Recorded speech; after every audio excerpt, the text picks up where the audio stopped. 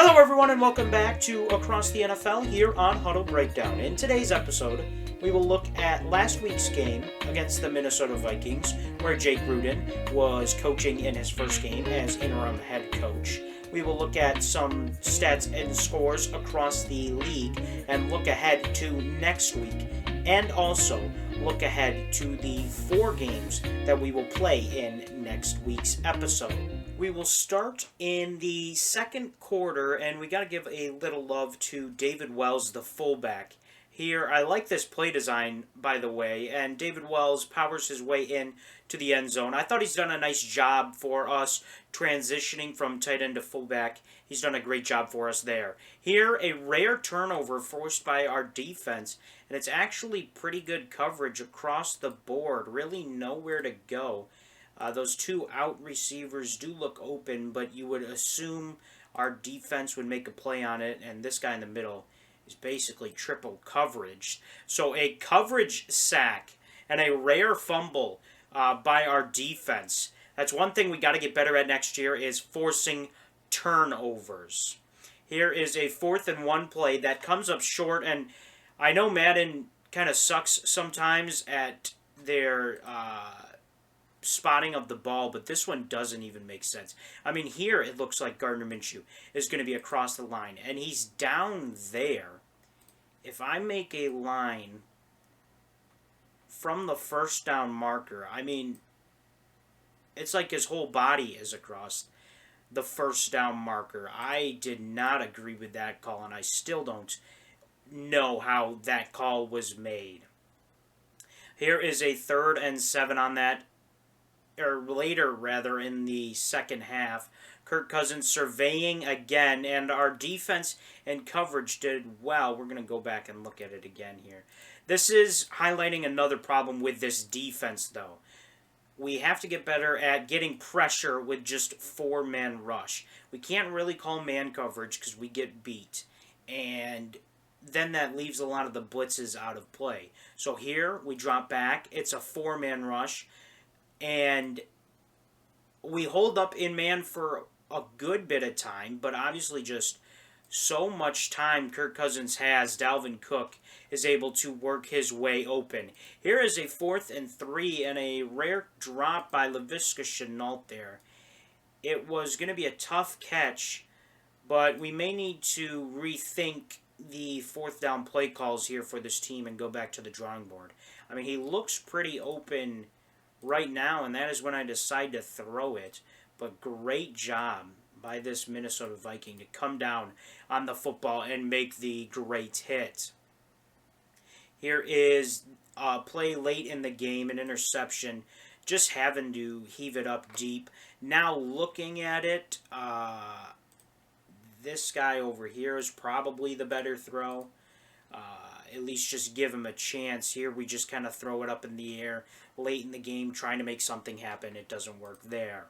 We'll look at some stats now from the week, and we're not going to do the traditional scorecards like we've been doing, as we have some more stuff to talk about later in this episode. You see the Cowboys, though, get a big win on top of Baltimore, 31-16. The Saints get a big win on top of the Falcons. They've lost now a couple in a row. Highlighting some more games here. Obviously, you saw the Viking-Jags game. Houston gets a win. They needed that on top of the Colts. Arizona gets a win. Green Bay loses again. And the New England Patriots get a very big win. They needed that one to keep their playoff hopes alive, as well as the Chiefs. Both the Chiefs, the Patriots, and the Cowboys still alive in the playoff race. We will now take a look at the injury report from last week's game, and there you see Zach Bond will probably be done for the remainder of the season. We may get him in for that final game. We'll take a look at the draft class for wide receivers, and it's a pretty strong draft class. Tyreek Timms here, who I like a lot, could be someone we target maybe late second round or early second round, depending on how far this class goes. But I think this class is very deep at wide receiver, and we could really get get any of these guys, and I think we would have some good success. There you see Ricky Carr. We're in the 4th and 5th round projections here, and we're seeing good talent from them. We will now be looking at Perry Nickerson, a cornerback. He is currently on the Cincinnati Bengals practice squad, but we are going to sign him, but not for cornerback. We will change his position to running back. You see, he is just a 57 overall, but I like the speed. 95 speed, 94 acceleration. He could be a good asset for us in the run game. There you see 76 catching. Obviously, he's not going to be a power back or an every down back, but he could be good for us in 3rd down. Now, the signing of Nickerson means we will get rid of a running back, and Taquan Mizell is going to be released. Even though we didn't really give him a ton of chances this year, we will go back to the wide receivers now, as, of course, next week episode, we will be playing 4 games, the remaining 4 games. So this is after one of those weeks, scouting the wide receiver class again, and as I said, they are pretty deep, all the way down to 6th rounder, Jamie Fitzsimmons, who I like a lot out of Colorado State. There you see good catching, good spectacular catch, which I like. I think he could be a good target, as well as Amani Higgins, the undrafted projection with a 4th round grade. As you see, a lot of great talent there.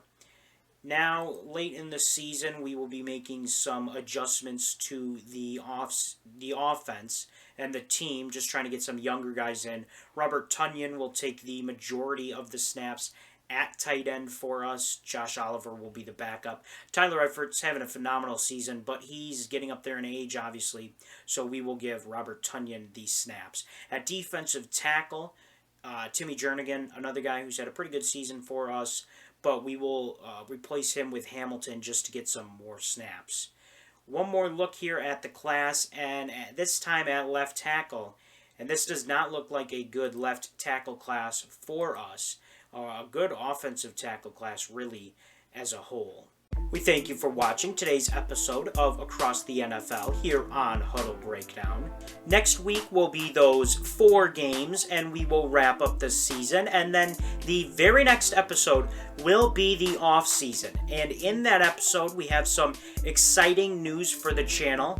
Obviously not going to get into it here, but that episode, look for a channel announcement in the form of potentially a new series. Should be exciting.